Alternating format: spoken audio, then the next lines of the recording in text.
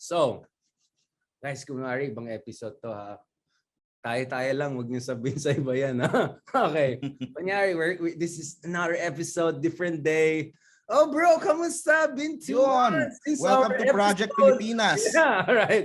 Hindi ka nag-intro kanina eh. Matino naman.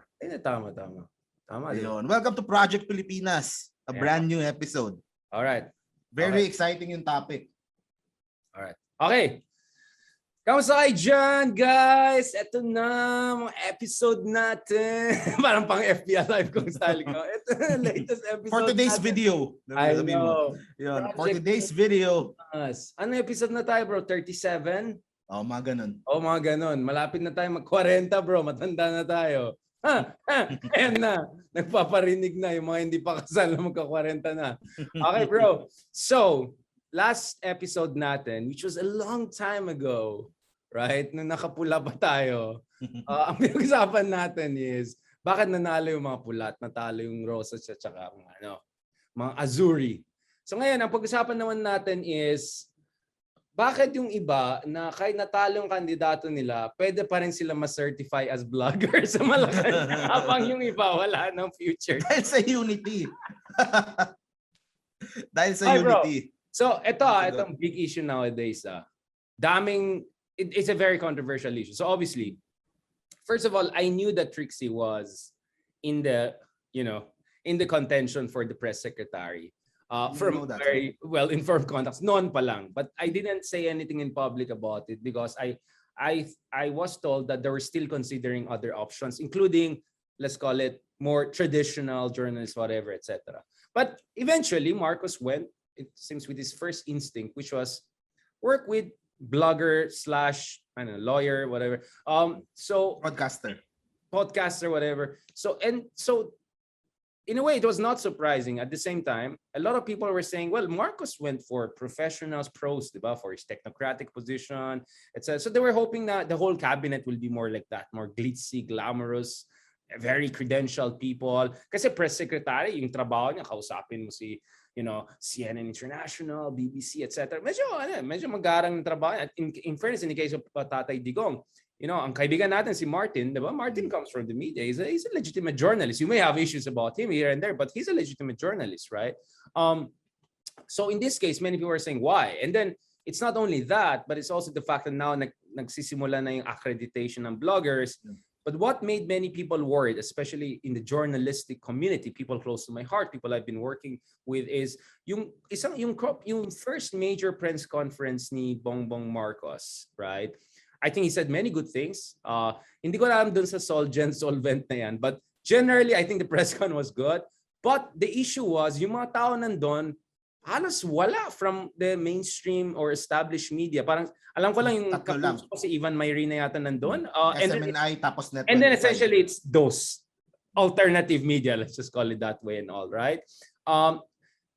So ikaw, Marco, so I gave you already kind of a window into how a traditional or oriented person, including a aspiring vlogger like me, right, looks at this issue.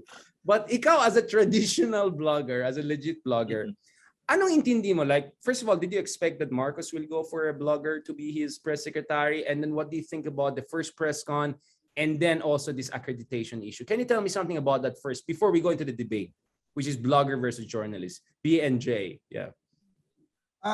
Actually, nagulat din ako na si Secretary Trixie yung pinili. Nung kampanya, she wasn't very vocal. Hindi siya yung katulad ng ibang mga social media na talagang attack for Marcos. Pero I've known her for a few years na. Alam mo ba, Richard, nag-broadcast din ako sa radio for about 2 months sa DWIZ. Right. Can you tell us? I was a co-host kay Attorney Topacio. Attorney Topacio is a very close family friend. So they invited me na mag-co-host. So nag-co-host ako for about 2 months. Okay naman. Basta araw-araw try namin si Lenny, ganun. So Before there was a program Gadon, there was a Topacio, just to be clear about this. Okay, yeah, you were saying it. Before nung Yes Yes Yo Topacio na show namin was Karambola. So so show yung nila, show no? ni Trixie, yeah. TP kasama din doon, 'di ba? Sa Before, pero kasi Contreras, right? I think so. Before then, Yes, right. Sorry, I just pero nung naabutan ko, wala na yung dalawa. So iba yung kasama ni Miss Trixie. I think si Conrad and I forgot the name. Right. So I looked at Miss Trixie more sa DWIZ as a radio host.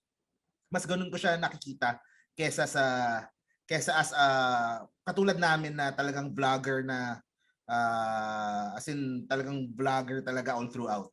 Right. So the whole time mabait siya sa akin. Vlogging, bro.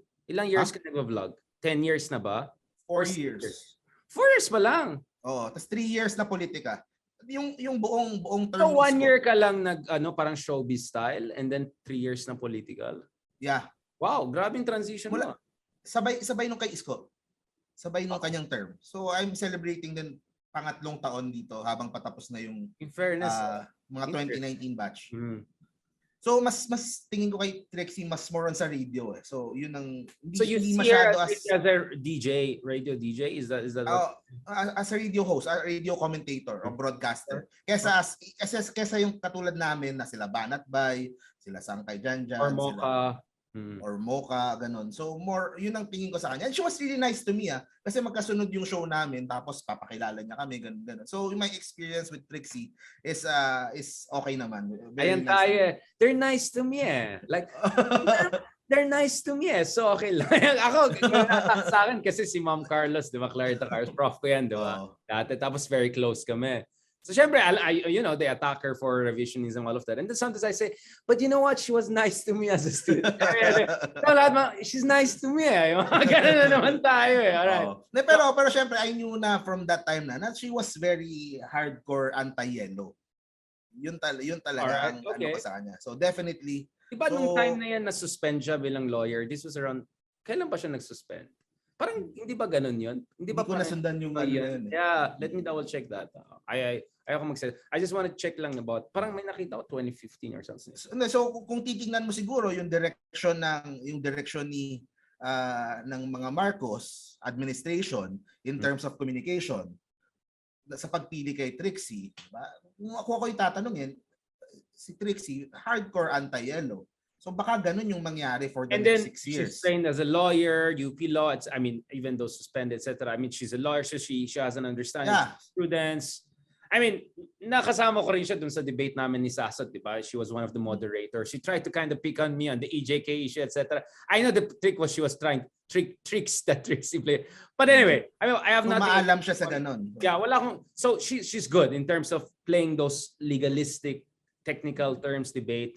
So in a way, press secretary, so you're arguing that press secretary was not the most important. I knew that she was in contention, but you're giving a different perspective because your perspective is that she's not necessarily just this or just that, but she's actually a radio person. She has a legal training, etc.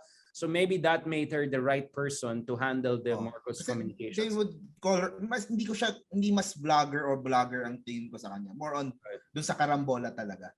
As a radio broadcaster. Pero yun nga, basta ang bottom line dyan, kahit sa vlogs, kahit sa radio, she's very anti-yellow. So yun yung asahan natin for the next 6 years na in terms of sa mga lalabas na communications coming from. Wait lang, just to be clear about that, didn't she say all the things about Imelda in the past on the issue of Imelda, conviction and all? And diba binalikan siya? Kay Luke, no? Yeah, I'm just saying, you know what I'm saying? Like, in the past, she said things against Imelda and the Marcoses, right? Like she was like Duterte, but not pro-Marcos. Parang kind of Cayetano-ish, right? Pro-Duterte, but against Marcos. Parang may ganun siya dati, di ba? And then ngayon sinabi na nagka-liwanagan, whatever, nagka-enlightenment siya, whatever. Of course, that makes sense in light of everything now, right?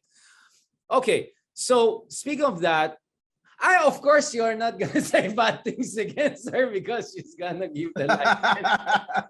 Ano, para iklaro na din natin para sa mga nakikinig Of ng live course. mo. Wala na akong pag-asa dyan so vlogger. So I'm gonna be honest. I'm not saying hindi ka honest. I'm just saying, oo nga, no? Siya yung magiging tagalgay ng lisensya. Lisensya. Vloggers. Woo! Lisensya. Lisensya. Yan. Yun, I already, nakausap ko na siya, saglit. I told her na gusto kong magpa-accredit doon sa Malacanang. Kasi the thing is, hindi pa siya approve eh. It was just a proposal from her. So, pag na-approve 'yon, kapag they're going to give out mga passes or accreditation or ano, I'll apply. Iyon. Gusto ko talaga. Gusto kong i-cover yung... Ang tao yung application, nag-usap lang. Uy, bigyan mo naman ako ng ganun eh. Yung process na accreditation. Hindi, wala pa kasi hindi pa nga siya approved. It was just a proposal eh. Talagang sumabog kasi nga nagkaroon na ng debate between journalists versus vloggers or bloggers. Right. Na parang vloggers are not journalists. Na ngayon pumuputok yung bulusan, nasa na yung mga vloggers, pat wala doon. So parang biglang sumabog na yung ganong issue. Pero sa totoo lang, wala pang hindi pa approve. Hindi pa nagsisimula yung accreditation. Pero more or less I have an idea na din kung sino yung sa mga pro BBM yung mabibigyan ng accreditation. Yung mga malalaki sa kanila. Yeah, given na yan, di ba? We know the gang, right? We know the gang.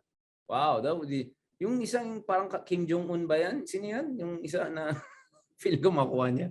Oh, anyway, di na ako magbardagula. Nangaaway ka na. Ayaw ka na magbardagula. Okay, so now let's go to the debate. All right, now let's go to the debate. So what do you think about this journalist questioning the qualifications or lack thereof of bloggers to cover something as consequential, as sensitive, as high stakes as presidential briefings? Anong take mo dyan? Do you think it's just being elitist, being just bitter? Ampalaya lang ba ito? Ampalaya monologues? What's going on? Tell me honestly. For a moment, forget that you have to apply with Trixie for your license. Right? Can you tell me honestly, anong tingin mo dito sa mga sinasabi ng mga journalists or mga journalists, professors of journalism, academic people. So people like more like me who have their hands in both cookie jars, right? Yeah. Kasi minsan may nakaka-argue din ako about that, yung mga ayaw sa ganyan. So ang parati kong tanong sa kanila, siguro balik ko din sa iyo Richard, yung tanong.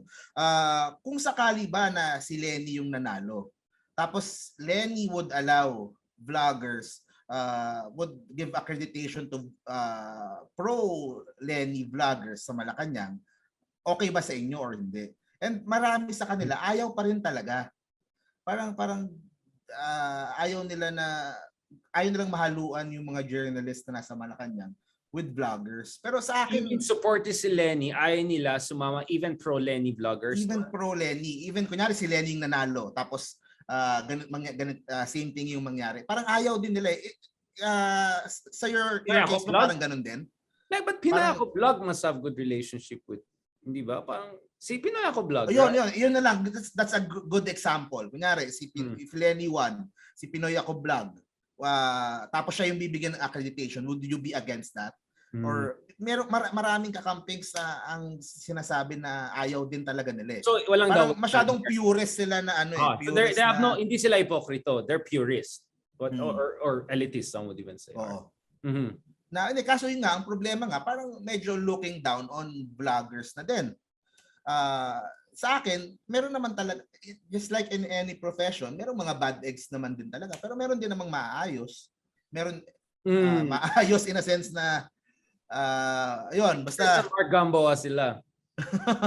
pero yun eh. Pero kasi pero naiintindihan ko naman yung argument. Nasa amin, sa vlogging, walang code of ethics, right? Walang parang yung walang editorial process, walang training, how to handle communication, accountability, hindi kasing bigat nung sa ano. Pero kasi we're a young I would always advocate for this. We're a young industry na we're still growing, we're still learning. Eventually in the future, baka hopefully kami yung magpulis sa sarili namin. Eventually, ganun. And sa akin with or without accreditation, they will cover Malacanang naman. They would, di ba? Parang it's just ang pinag-uusapan lang yung nandoon mismo eh. Yung papasok ka mismo sa Malacanang eh.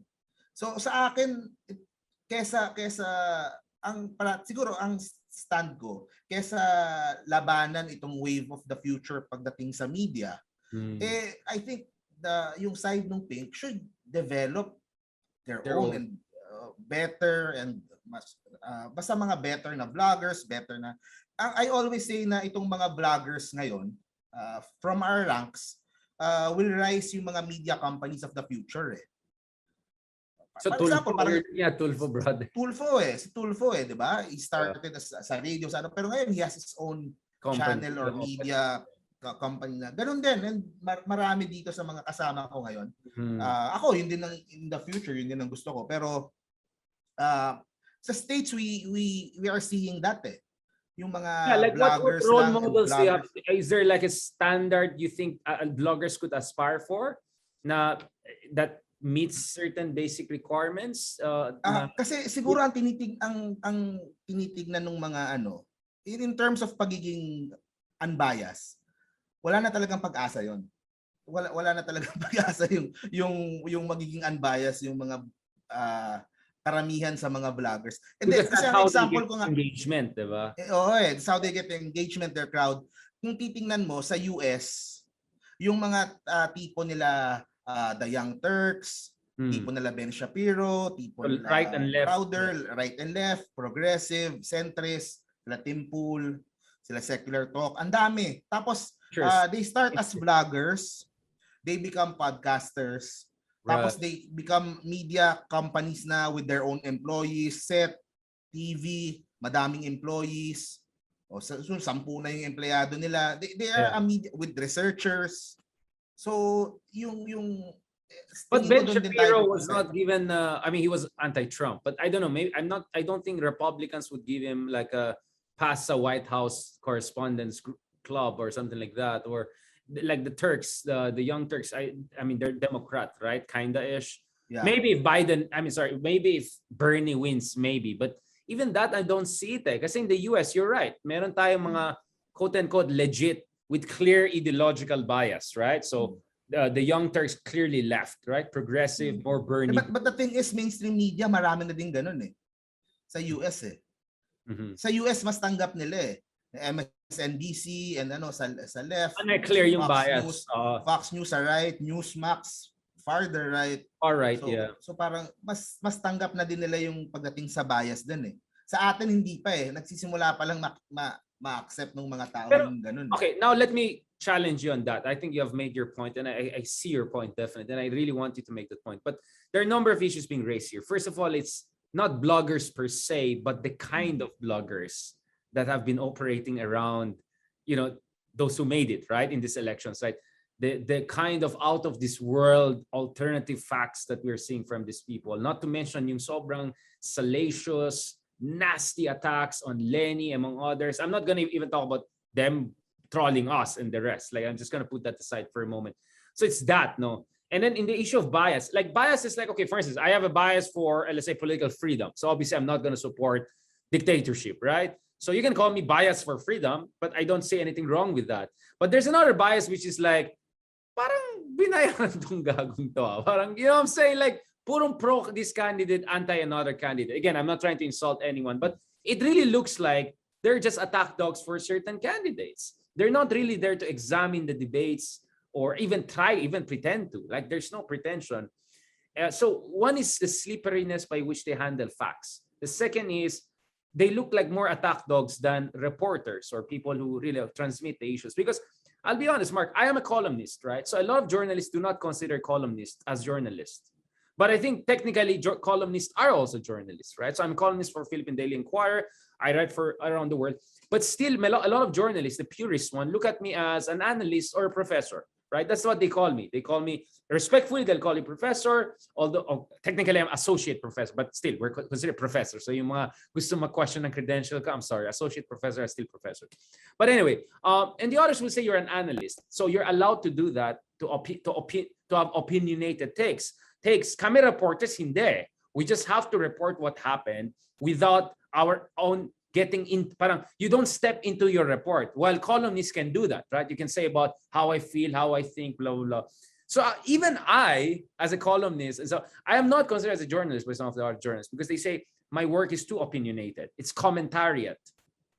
Though I would, like you, I would question that and say, I think that's very old style.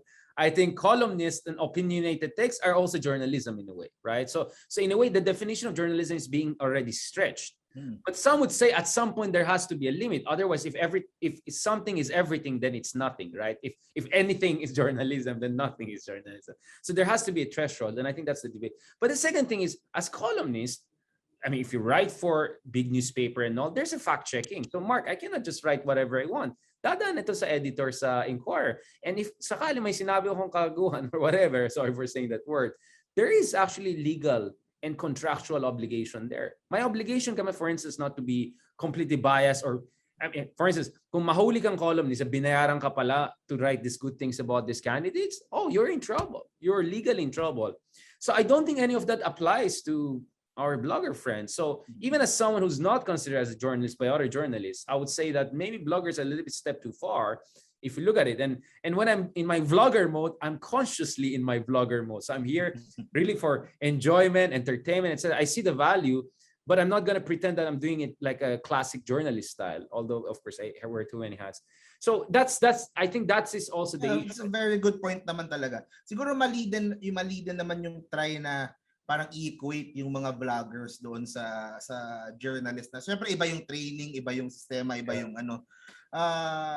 Pero yun nga, like I said nga, yung industry namin, yung ano namin is very new eh. Yung siguro let's be specific eh. News vlogging eh. Okay, tell me. Okay, now I want to listen to you. So your argument, sorry, I'm cutting you. So your argument is that we're still in an infancy stage. Infancy eh. Oh. If you give us more chance, not all, may mga talagang mga bardagulan style, may mga scalawags. But if you give all of us chance, in 5 to 10 years, we're going to have enough information, networks, ideas to come up with a much more legit, authentic, fair coverage of political events and do it in an entertaining, instantaneous way that our audience will appreciate. Kasi sa media, 3 days pa kami mag-edit eh, bago kami maglabas. Ang tagal eh. Oh. Yung sa fair, I have given up on that eh. Kasi you can't expect pro BBM vloggers to be fair dun sa side nung isa eh. Sa akin kaya nga ang point ko, the vloggers are there eh. Kahit makapasok sila sa Malacanang or hindi, kukunin lang nila yung live, mag-a-analyze sila, mag-aano sila. So their audience will still watch them. So instead of aawayin sila na you're not journalist or ganun. Parang ganun kasi yung nangyayaring ano eh. Which hindi kami talaga journalist. Totoo naman yun. Pero kasi may pros and cons din naman sa on both ends eh. I mean sa akin yung when I covered yung example yung Dasera case last year, 'di ba? I was with mga journalists talaga. So nakita ko yung limitations nila in covering the story. Unlike ako, I could go deeper doon sa story, long format. Limitation in what sense? Can you talk about the cons? Okay, let's talk about cons of journalism. Like mababaw or like mabilisan lang, news cycle lang? In what sense? Yeah. Like kunyari yung isang buong araw ng news about dun sa pangyayari doon, they would fit into 2 minutes na palabas din sa show nila. Okay. And unlike doon sa amin na talagang may analysis talaga na 30 minutes, 1 hour and buong hawak mo yung oras mo. That's a good point. Bro, that's a very, very good point. Kasi you're right. I mean, lalo if you're like 24 TV Patrol level, right? Talagang 2 minutes lang talaga 2 minutes lang. That's a lot, right? A lot of eyeballs, but it's definitely not going to be deep. While in blogging, you can do 3 series. And saka iba-ibang klase kasi. Like, kaya ako binigay yung example ng Dasera case kasi that is investigative journalism. Kasi iba-ibang klase din naman ng journalism meron tayo eh. Pagdating sa investigative journalism, nandun yung difference na coverage nung mainstream media sa coverage ko. Pagdating naman sa journalism covering politics, medyo ibang issue din yan kasi yung bias, yung ano, that's different from handling kunyari a criminal case na facts are facts. Na 'di ba kung ano yung nangyari, kung ano yung ebidensya, yun yung susundin natin. Unlike sa pag sa political na medyo may halo na ng bias mo or ng emotion and so yun yung isa pang magandang i-define eh. How about sa sinabi ni Teddy Boy na wala naman daw journalism sa online, sa social media. Yung mga journalist lang daw is sa print or sa TV. What are your thoughts on that? Yeah, first of all, Tito Boy, Teddy Boy. Tama kasi mga boy eh. Si Teddy Boy has blocked me on Twitter, so I don't know what the hell he's saying there. Not like that I miss him, but I look forward to our next foreign secretary na hindi ako na-block sa Twitter. Ewan ko sa insecure na tao yan. Actually, there was a time na invite namin siya for an interview we do, but it was gonna be online. And he actually snubbed it. He said, "Oh, I don't do online and all." Guess who agreed to that? Prime Minister of Malaysia agreed to do an online style, and it also went on TV and all. So parang sabi ko, feeling tong ano to But I'm gonna be nice and paalis na siya because BBM is not gonna get him most likely. So I'm not gonna make an issue out of that. No, I mean, that's very old school thinking. What are you talking about? Like online, like I'm on Philippine Daily Inquirer, right? I do the print version. So I'm not the inquirer.net, right? So syempre medyo mayabang kami kasi konti lang kami dun sa print. But let's be honest, the biggest audience we get is on inquirer.net, right? Which has, my goodness, like newspaper, the best circulation you get is like 1 million. The .net circulation is what, 27, 30 million? You know what I'm saying? Like, it doesn't even work that way. And then to say like only television is real journalism, like, I find that extremely arrogant and old school and out of touch. Right? Essentially saying he is a real journalist. That's what he's saying. That mga katulad lang niya. And to be honest, Mark, I don't even consider him as he's barely a good journalist to me. Editorial niya, they're like blogger. They're worse than blogger. It's horrible, right? Horrible. The prose is okay, but the delivery is horrible and the content is pathetic. So I don't know. He doesn't pass my standard as journalist. And I'm saying that as someone who actually has written op-eds for the New York Times and Washington Posts of this world. So, anong yabang ni Teddy Boy. Boy, you're not even my level, all right? So wag kang magyabang din. So magandang point Kailang ito napansin ko lang doon sa live mo. Hindi niya narinig yan, wag niya sabihin kay Teddy Boy. Ito ang ganda lang ng point yung pagpapasok daw ng mga bloggers and vloggers sa Malacanang is disrespecting journalists. Okay, I see. Ganda what do you think about that? Ikaw, anong tingin mo dyan? Actually, ang gandang point nung nabasa ko kaya binringin up. Stop chumming up with them. Teka lang. Ba't ngayon ba hindi nangyayari yung disrespecting nangyayari na din naman. Gagawin na din naman. Ako kasi bro, ganito yung mga naging reporters sa Malacanang, they work so hard to get to that level. Usually, ito mga senior journalists or yung mga star reporters, right? So, they went through the gigs. Diba, usually, kung mag-start kang reporter, you go and do cover, yung mga, diba, yung essentially yung mga graveyard hour work, right? You go yung mga crime scene, etc. So, you go through you have to put in the work. Kung initiation rights mo yan. And then, sa next phase, medyo less macabre, kung mahusay ka, nanalo ka ng awards and all, then they put you in Malacanang. So, all the Malacanang reporters, whether it's our good friend in sa GMA or Pia Renada sa Raptor, these are their star reporters. These are not their entry-level people they put there, right? These are not their... Magandang point. Ang idea is like, ikaw vlogger, paano ka napunta dito? And star vlogger naman. Yeah, but they won't become a star vlogger. You know what I'm saying? Sa views and pero it's different. Gets ko naman yung hard work and yung that sacrifice. Will be more my argument. That the respect, I don't understand that. Pero yun nga, siguro, we're not, yung mga vloggers na pupunta doon, they're not there to replace journalists. Just to give a different perspective. Compliment them? They're there to compliment them? A different perspective siguro in covering yung sa balita. Ito na naman one different perspective. Parang sa akin we talk about disrespecting journalists, right. Disrespecting yung Marcos ang mga uupo sa Malacanang. We just let back yung Marcos family sa Malacanang. I don't know what. Pero ayun. Anyway. Yeah, you got a point, right? We're in crazy times. Like, ano bang natin? Parang tayo na nga lang magpapanggap tayo, presidente mga vlogger Parang may mga vlogs ni BBM, di ba? Ang husay yung vlogs nila, no? Sobrang ganda, linis ng mga vlogs nila, grabe. Iba talaga pag, Paul Soriano, ang pangalan niya, yung director? Paul Soriano. Yeah, Pero siguro ang point ko lang, yeah. siguro gets ko yung point nyo na we shouldn't compare vloggers to journalists. Talagang iba talaga. Iba talaga. Although merong mga bad ex din diyan, merong mga negative din, pero iba naman talaga. Yung pinagdaanan and yung training and all that. Pero sa akin lang, ang point ko lang nga siguro sa mga tumututol is to embrace yung ganitong klase ng media, yung ganitong klase ng yung taste ng viewers eh. There's a reason kung bakit maraming viewers si ganitong vlogger o si ganitong ano.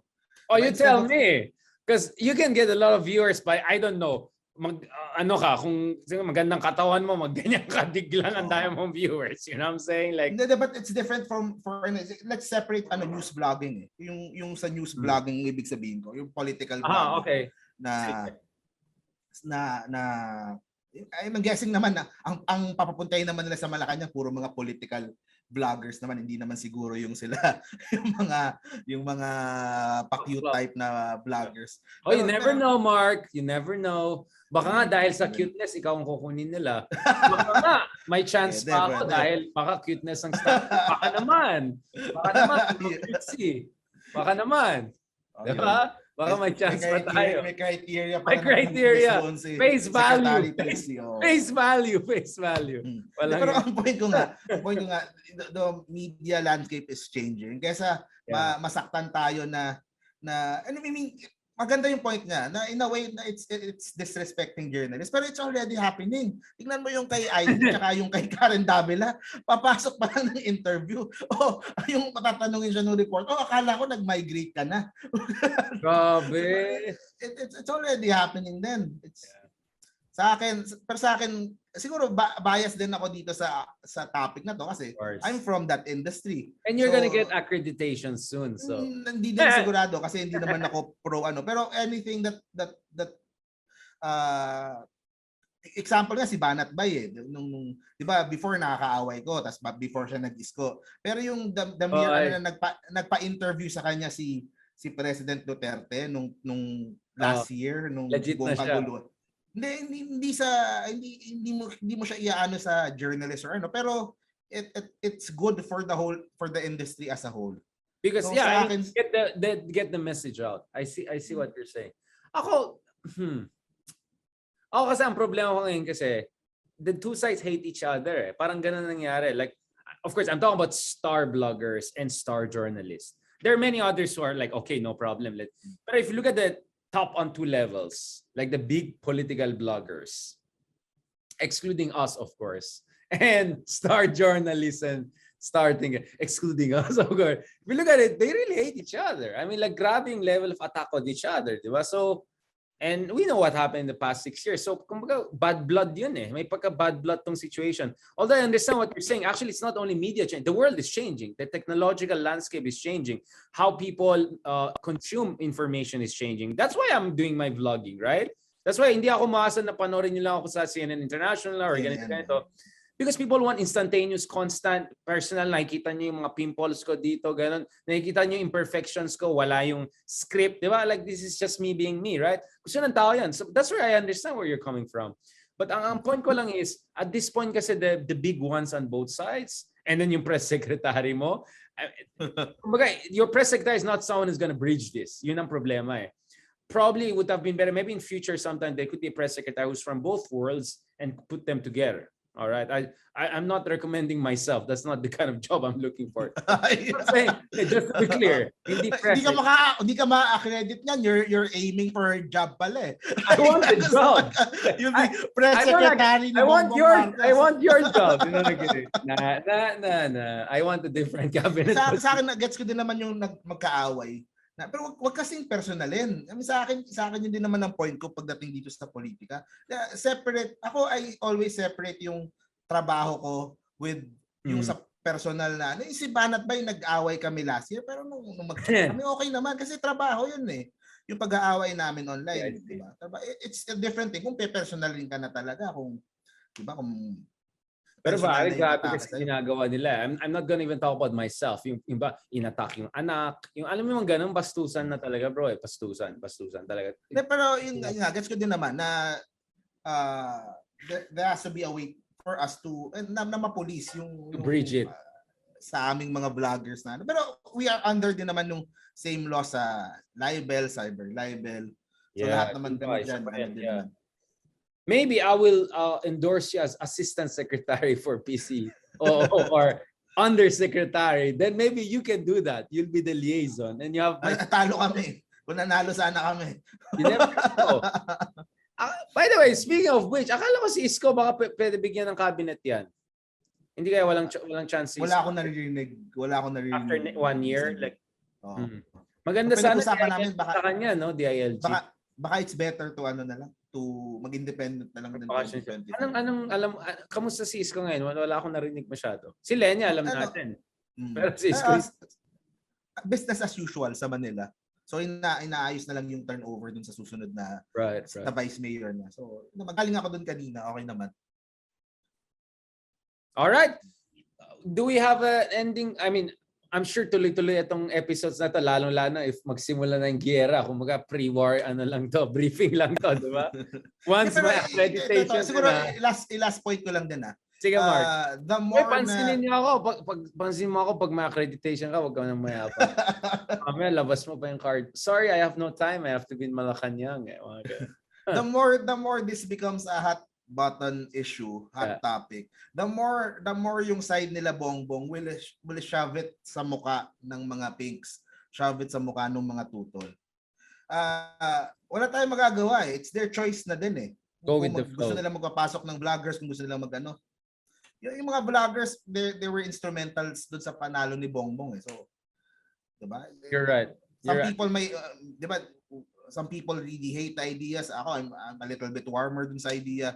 Pero it's going to happen. So, ang gagawin natin. So, ang point ko nga, develop vloggers on your side. Yun yung mensahe ko sa kanila. We see that now. Kristan, si Nico David, yung Christian Esguerra, they're starting. Sa bagay. Mga kakamping, meron din sila mga nila, di ba? Mga stars nila ngayon. You're right. This guy, Kristan, parang crypto guy yata yan. Yeah. Naging political vlogger. Okay yan. Nag-start siya motivational Pero kasi motivational. Pero kasi the moment you do a Lenny video, merong sumipa yung views.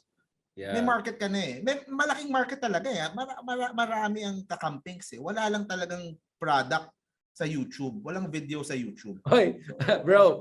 Troll ka ng mga followers ko. Sabi niya, and then na naman tayo, walang magagawa edition para ka daw Tatay Digong. Ay, wala tayong magagawa dyan. No. What you're saying is you have to work with the emerging information and ecosystem that you cannot deny it. Yeah. Sa akin, whether we like it or not, yung noise nila is going to be there. So, make a larger noise. Right. So in short, kung kakamping ka, supportahan mo sila Christian Esguerra, sila. Okay, sorry.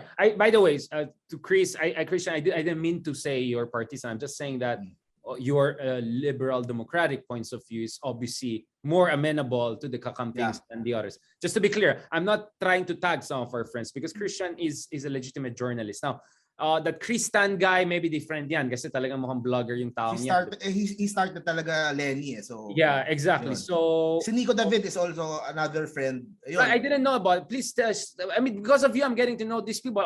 Alam, obviously wala akong time, di ba? Like I'm just producing, wala akong time. So, dahil sa'yo, I got to know Banat Bay, I got to know Sangkay Janjan, Maharlika. Now expert na ako. I go around the world.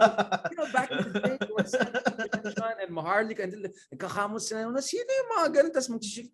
Oh, shoot, may talagang ganun. Ang galing ni Heydarian. Talaga, he's a social media expert. Hindi niya alam. Kay Mark Gambol ang galing yung Si Kristan is getting a lot of views. Ang laki. Ang taas ng views niya sa channel niya. Sa YouTube, kaya ang point ko sa mga kakampigs na everyone watching here, malaki yung market. Right. Alam mo si Kristan, if he continues dyan, gumawa siya ng 1 video per day, pwede siyang kumita sa YouTube ng at least 6 digits. Wag na tayo mag-usap ng pera. Mahirap na ngayon. I mean, like it's gonna be a whole career. No, it's that's my way of encouraging kesa awayin nyo yung mga vloggers na hindi nyo din naman nandun pa rin naman yung mga channel nila. Make your own na din. So, yeah.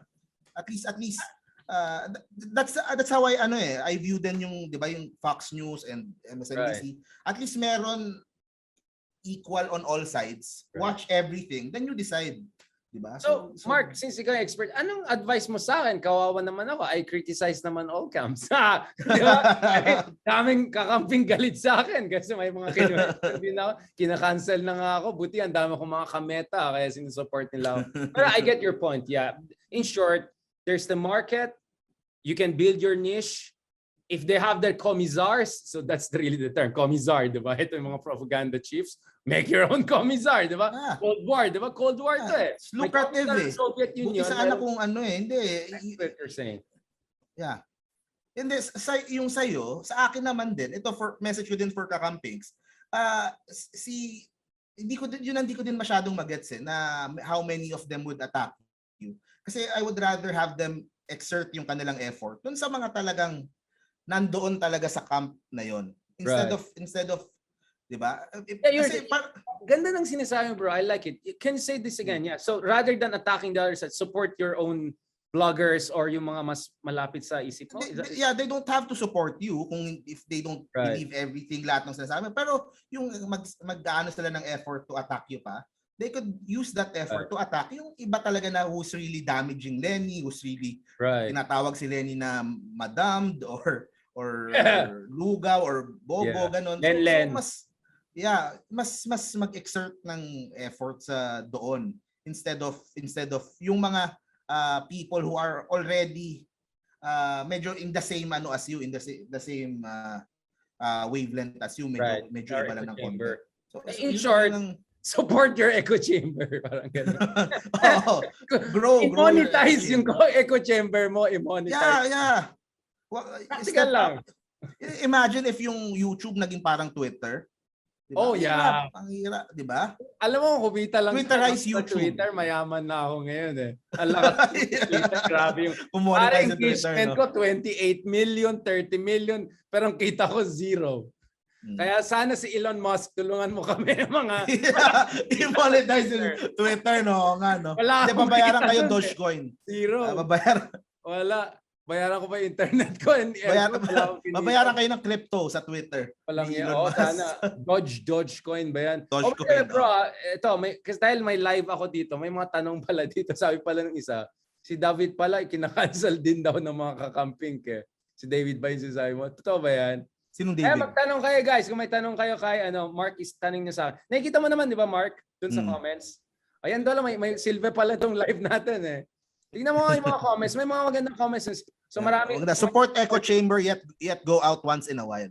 Yeah. Kasi entertaining din naman talaga eh. Tama yung point nun. Sabi ni Rhea Cruz, di ba? Tama yung point ni Rhea. Yeah. Monetize your echo chamber and then monetize your echo chamber. Kasi it would get Malacanang. Pero ito sabihin ko sa mga kakampings na kasi maganda at least na yung audience mo sa YouTube talaga yung yung brainwashing talaga. Kasi araw-araw, 1 hour, 2 hours a day, nandun talaga lahat. Pag sa Twitter, kayo-kayo eh. Kayo-kayo pero pag sa YouTube, parang it's a daily entertainment na eh. Right. Ano pa? Tingnan mo may ibang questions nila. Wait lang. Tanggalin ko muna tong troll na to. May mga troll na ako ng konti. 1 second. Okay. May nagtatanong about Carl Balita. Ano daw? Hindi. Perspective about Carl Balita in the next election. Love ko yan si Sir Carl. God bless him. He's a really good guy. Monetize echo chambers. Sabi much hatred ang nangyayari. Support daw both of us. Yan. Yeah. Thank you guys. See, vloggers. Ayun may nag-send ng stars tuloy Oy, kami ang tawag dyan. Vloggers kami. Oy, nakikiano ako kay Mark. Riding on your coattails. Dami ka na nakuwang stars, Richard. May pang spiral na tayo. Ayan, no, bro. Dahil nagparinig ka eh. Nagparinig ka sa Ayan, may mga supporters tayo dyan. Thank you. Third first to, bro. Third first. Gawin kong third first tong meta. Neither this nor that. Ano sabi ni Mitch Tengcho? Siguro fair din naman sabihin na hindi naman usual sa kakamping na dumayo sa channel ng ibang vlogger para mang-away. Hindi katulad ng iba dyan. So parang point nila, mas bardagulan ang kabila kaysa sila. So parang kumbaga mismatch. Parang sila pupunta doon with ballpen, sila may kutsilyong dala. Parang yan ang may... Alam mo ang alam mo ang role ng sa YouTube ng mga vloggers is to feed yung mga tao kung ano yung sasabihin nila kapag nakikipag-away sila sa comment section ng iba. Right. So parang yun ang inaarmasan nila. So that's why nanonood tapos alam nila yun yung gagamitin. Ay, parang natutunan ko to, kailangan ko tong gamitin. Mark, alam mo Mark, magsulat tayo ng, alam mo yung mga libro na binibenta sa 7-Eleven, ayan na, may endorsement. No, yung mga mahirap maging pogi, yung mga ganyan, pero gawa tayo ng short lang, like 30 pages, tapos how to win the vlog wars. Alam mo yung mga ganon? And then yung biography mo, certified Malacanang vlogger, Mark Gamboa. Tapos aspiring vlogger, Heydarian. Yung mga ganun. So bro, honestly, your advice is really good. Really makes sense. I mean, if ikaw kakamping or hindi kabila na na-frustrate ka sa social media, kaysa maging, ay, wala tayong magawa, disinformation yan, ganun. I think, alam mo, makinig kayo kay Mark Gamboa, marami kayong matutunan. Ako, honestly, meron na akong postdoctoral sa vlogger world dahil kay Mark. Dahil sa kanya, kilala ko na. I mean, alam mo yung nanay ko dahil sa'yo, nanood na siya ng Banat Bay ngayon. Like, alam mo, kapag itong sinabi ni Banat Bay at saka sinabi ni Maharlika, bakit mo sila pinapanood mo? Ako YouTube, inaano sa akin, sa algorithm mo. Kasi pinapanood ka, di ba? Given na yan. So apparently, kung ikaw pinapanood, inirecommend ka rin. Kumbaga, ano kayo package pala kayo. Walang mami ko, anak, alam mo yung latest kay Banat Boy? Paano mo alam yan? Ako nga hindi malay ko kasi yan ang sabi ng YouTube Talagang walang yan talaga. No, but bro, promise, I think you have to really give an advice. Alam mo, one day interviewin kita, as in, I'll be a journalist. Lalo na pag certified ka na magpapansin ka na, interviewin kita sa GMA Network. Okay, alright. Para no. Okay, bro, let's check a few other comments. I think this is nice too, no? We'll check the comments and give answers. This also have this session. Ayan pinapansin namin kayo. Akala nyo, hindi kami snob. Example ito pa isang example pa sa YouTube they have channels na history channels sa YouTube na sarili nila na mas pro Marcos pero wala doon sa side ng anti-Marcos. Kaya nga sinasabihan mo sila Leloy, sila Xiao Chua, sila Lord de Vera, mga ganon. Sayang yun nga kasi may yung mga yun may hatak sila I don't mean hatak in that hatak into grand rallies hatak yung in terms of audience impact sila, di ba? Sayang nga Dapat ikaw Mark ang mag-inspire sa kanila. Ikaw yung guro ng social media I am like magandang tanong. How about the accountability for vloggers? Oo nga. Sige, ikaw nga sagot. Hindi kasi kasi kailangan mong merong linya between something libelous and free speech So as long yung iba interpretation it's as long as it's not illegal merong ibang channel Elon talaga Musk, Elon Musk ang sagot mo That's very Elon Musk answer. Merong ibang channel na libelous talaga. Lalo na yung mga hindi kita yung muka. Doon ako tutol yung mga channel na hindi kita yung muka. Kasi mas matapang sila So walang nagkakaso, walang nagdedemanda. Si Kiko Pangilinan, nagkaso ng 2 channel because may sinabi about Sharon, naging personal na. Yung 2 channel nagsara. Dapat nila-libel yung mga walang hiyang. Yun. Bro, kunin ko lang yung charger ko. Marami palang tanong By the way, may sinabi si Jessica Tejada, vloggers continue to raise public awareness. So positive sa kanya yung role ng vloggers So good luck pala doon sa book natin. Hey, yung project natin, bro. Sulat natin. Alam mo ako sa book natin. Hindi ako sa akin. Balik lang kunin ko yung charger ko. Go lang. Nakikinig ako. Sige. Go. Nakikinig ako. Kunin ko na. Ang point ko, nawala tuloy yung ko. May YT channel po sana si Prof. Xiao Chua and Lord. Diba? Yun yung superstar Sana. May YT si Xiao pero lumang episode nung yung nire-re-upload lang niya nakita ko I mean, TikTok si Xiao, pwede naman niyang ilagay yun. Supporters, so not too bad. But sayang, he has to build on that. Kaya Xiao Prof. Xiao. Ayan, marami follow Mighty Magulang. Si Mighty Magulang ba sa TikTok o sa YouTube na din siya? Hindi ko alam, bro. Sorry, I'm not. I've heard tinanong ko dito sa ikaw, mas alam mo, audience. ano ba yung ginagawa ni Mighty Magulang? Prof ba yan? Ano ba yan? Yata. No. Mamaya na yung mga saba, ganun. Medyo komplikado na to. Guys, question sa topic natin. Ang topic po natin is bloggers and journalists. Ano po yung tingin niyo? Where can we draw the line between journalism and blogging? The line must be clear, right? Saan? Sa Malacanang? No. Kasi pag nasa field kami, pag magko-cover kami ng pareho lang naman kami. Mas maganda lang gamit nila. Magko-cover kami ng event, magko-cover. Oo. Diba? Draw the line sa. Yung pala yung point ko na kalimutan ko. Ako unlike dun sa mga ibang kasama ko doon sa nagba-vlog, very important sa akin yung role ng mainstream media. Mm-hmm. Kahit ako, doon ako kumukuha ng news ko. Kasi na-verify na-check na. Sila yung primary source talaga. Oo. Diba? Pag pwede kong gamitin na parang primary source tapos iba. So pwede siyang complementary or magkasabay siya eh. So there is a way whereby bloggers can complement by filling the gaps because they're more flexible, they're more instantaneous, right? So kumbaga I mean, in a way, it's like lawyers versus journalists, right? Like journalists can report the case without making sure it meets the threshold of, let's say, beyond reasonable doubt, right? While in law, for something to be decided as guilty or not, dapat ang taas yung threshold of evidence, right? Like for instance, journalistic evidence is much lower than legal evidence sometimes. Or in academic, for instance, what you can pull off in a column, you cannot pull off in an academic journal article. It goes to two peer reviews, etc. You get what I'm saying? So in a way, you can say bloggers are also within the same pyramid, right? But at the same time, their advantage is that parang they could be at the bottom of the pyramid in terms of the level of threshold of strictness. But at the same time, they can have the most reach or instantaneous reach because more flexible din sila. So it's like flexibility versus rigidity, right? Parang it's more like that, no? The line is blurring na nga talaga. The line is medyo blurring na din nga talaga eh. Yeah, you got a point. Yeah, you got a point. Pero ang tanong is anong gagawin natin eh?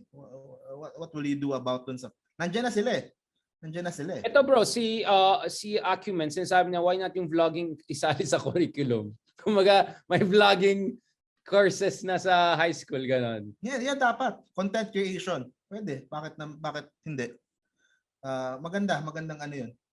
Genealogist pala daw si Mighty Magulang, sabi ni Mitch Canoy. Okay. So, in a way, he's into history too kasi genealogy yan, di ba? So okay yun. So, kailangan ng mga Mighty Magulang, mga types ni Mighty Magulang, and then people who will amplify yung niya, yung message niya or yung research niya or yung niya.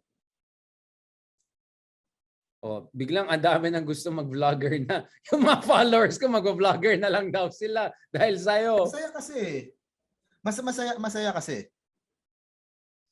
Mas masaya. Lalo kung monetized ka. Ayan tayo eh. Lalo kung nagsisend kayo ng joke lang. Sana nga may YT clips na ang team ni ayan yung Philippine history. Yung si Xiao Chua talagang the guys there. Shout out kay Xiao Chua. Sa ngayon ang hirap na kasi dominated na nung incoming administration ng YouTube eh. The biggest vloggers dun sa amin, mga vloggers nila. So mahirap ng hindi siya something that would happen overnight or in 6 months or in so mahaba-haba siyang mahaba-haba siyang proseso eh. So ano pala minimum 20,000 dapat ang followers, sabi? Sa accreditation? Oo, something like that. Tingin ko bibigyan lang nila yung mga lagpas 100 siguro. Yung medyo big time na, no? Meron bang numbers? Alam mo, nag-maximum like 50, how much? 40? Hindi naman siguro, that's too many eh. Hindi nakasya doon sa conference room, di ba? Yung bibigyan ng accreditation. Hindi pa nga sure hindi pa nga hindi pa siya na-approve talaga eh. Parang idea pa lang, proposal pa lang. Nagalit yung opposition side. O di itutuloy nila. Yeah. Kasi nagalit eh. Bro, okay, ito, speaking of that, I know this is gonna sound almost mean, but some people are saying, ang problema sa vloggers is, ang pake lang talaga nila is level of engagement kasi namamonetize nila yan. Unlike journalists, may assignment ka na, you do your assignment, right? Sahod mo is the same, right? Gets mo, like an engagement can change your kita by factor of 10. A journalist, if he does it well, baka ma-award ka, baka ma-promote ka after 3 years. But it's not very clear, di ba? So in that sense, the incentive system for bloggers, especially mga kumikita na malaki, is to just go for sensationalization or even fake news for that matter. What do you say about those people? That line of argument, sorry. Meron naman talaga. Sa mainstream media, diba, meron ding level ng sensationalism nga. Pero syempre, sure, meron. Yeah, of course. Yeah. I mean, you're right. Sa mga vloggers. But nonetheless, may minimum standards, di ba? Like, hindi mo pwedeng ibardagulan yan. Baka ma-cancel ka na yan. All. Hindi ka pwedeng ma-cancel sa media. Talagang tapos ng career mo. Unlike vloggers, hindi mo ma-cancel ang vloggers kasi may capture audience na yan eh. Right? Pero it comes down to anong gagawin eh. Nandiyan na yan eh. Pwede tayong mag-complain, pwede tayo pipigilan lang sila sa Malacanang para it won't be kung ano as long as may YouTube, may Facebook, gagawa yung content. Like ikaw bro, okay. Ikaw bilang isang huwarang na vlogger. No, I mean, I'm okay with you. The reason I work with you is because I don't fear that you're crazy and you bring me down, right? Like, kasi kung nag-fake news ka, napapahiya din ako. So ako, I'm very proud to say I work with Mark, even though maybe we don't necessarily support the same way of thinking 100%. But it's because I know you respect some basic standards. But nonetheless, of course, Mark, minsan nakikita kong umabot ng million ng views mo, isang ganun. Like, how do you make sure na hindi ka madadala dun sa views gravity na meron kang due diligence na gagawin? Kasi I think the key word here is due diligence eh. Na kasi minsan ginagawa na iba, binabastos nilang katotohanan. Maraming biktima ng martial law. Pero dahil malaking kita nila, babastusin nila yung mga biktima ng martial law. That's wrong, di ba? Like ikaw bro, like how do you balance that? Because obviously you want to be successful. You have a lot of followers. Ilan ka na sa YouTube? 300,000 ka na? 200 pa lang. So, but still, I mean, that's a lot, right? And I saw some of your stuff do million and said, lalo yung with celebrity politician, mga Vico Soto type. Like, how do you make sure hindi ka lang puro Marites style at, you do more legit stuff and not? Obviously, like the ones you do with me, it's not for money. It's really for your mind and soul. So I see that. I appreciate that. Can you tell us more about that? So today, mga kameta, ayan na, may pa na yung audience natin. Talagang nasa limelight I'm guided din by I follow favorite vlogger ko eh. Kaya yan, go. I follow views din eh. So guilty din naman ako doon sa kung saan yung So mas priority ko yung content that would bring me views. Right. But what keeps you from not doing too crazy stuff para lang just to get new views? Siguro I can only like speak you don't for do myself pero I mean if you did that I'll call you out. I mean you're not doing revisionism in fairness to you, right? You don't do that. I haven't seen you doing yung mga kabastusan na ginagawa ng iba, di ba? Why? Siguro yung personal ko lang eh. Yung personal convictions. Personal beliefs ko lang, personal convictions ko lang. Pero yun nga, nagigets ko naman yung iba na you can't say the same for the other vloggers na yung iba mas loose yung morals or mas would do more for Pero ang punto ko ba ang daming naniniwala eh. Right. So yun ang I could have had so much more support as if na DDS or BBM ako, di ba? I would have been their prince, right? But I'm not because I have my own, set of my standards ako, di ba?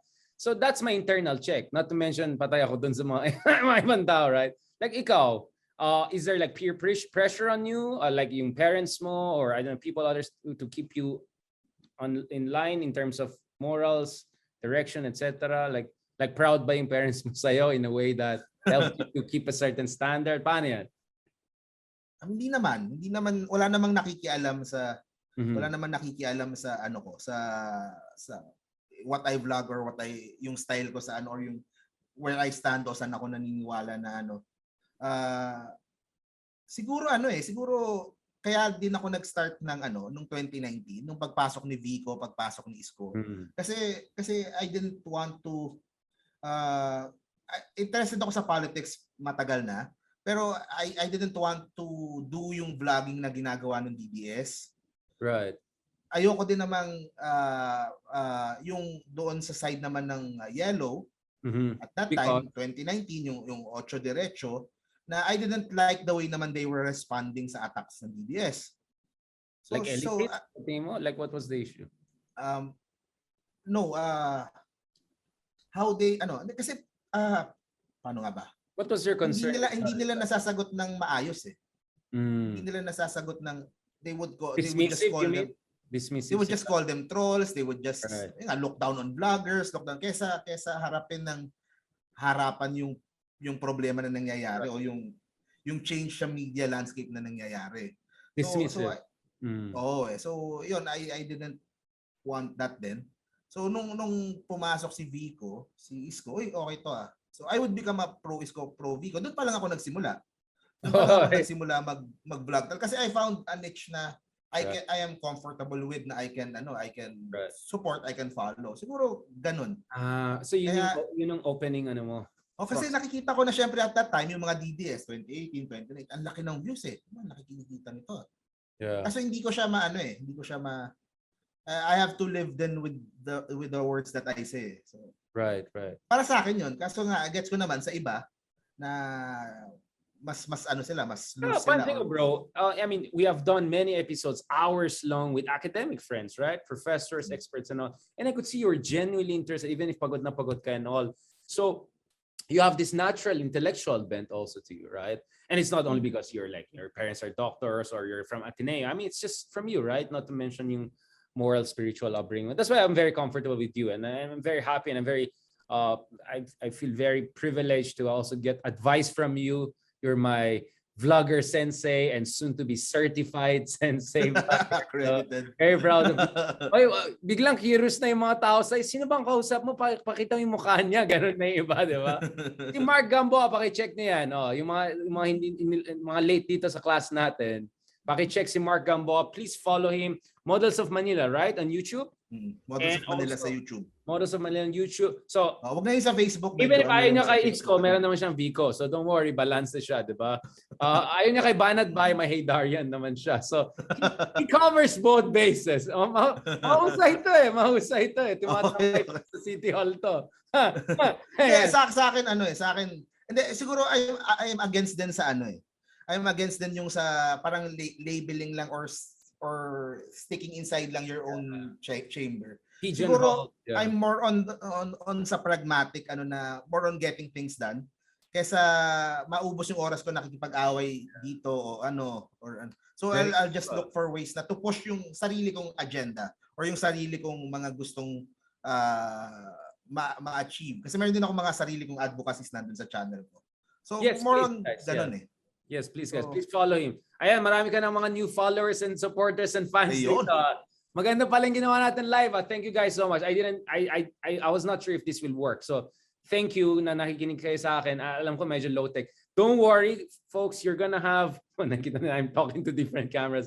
Don't worry, folks. You'll have the clean, edited version of it. Hindi naman yung edited na fake. I mean, in a sense na maayos yung pagkagawa. We'll release this para makita niyo naman ating Models of Manila, my vlogger guru, Mark Gamboa, the man behind Models of Manila. Mabuting tao po yan. Mabait yan. So please follow him and support him and continue also to watch and support yung aming podcast na Project Pilipinas. Project Pilipinas, Marcos the second edition na ngayon. Ang i-cover namin. My goodness. Kami naman cover yan.